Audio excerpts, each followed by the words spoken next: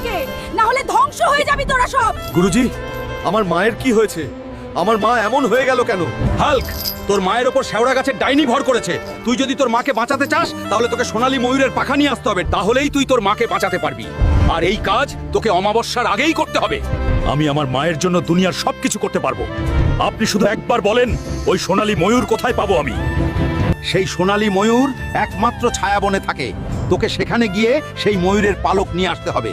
তুই পারবি তো হাল্ক? আমি এখনই যাব সেই ছায়াবনে আর নিয়ে আসবো সোনালী ময়ূরের পালক। এই নে, আমি তোকে অনেক শক্তি দিয়ে দিলাম, এবার তুই যা ছায়াবনে। পক্ষীরাজ ঘোড়া, বন্ধু আমাকে সাহায্য করো। বন্ধু, আমার পিঠে চড়ে বসো। ওই দেখো বন্ধু, তোমার সেই ছায়াবন। ধন্যবাদ বন্ধু, এবার তুমি যাও, প্রয়োজন হলে তোমাকে আবার ডাকবো। ঠিক আছে বন্ধু, কোনো বিপদ হলে আমাকে ডেকো।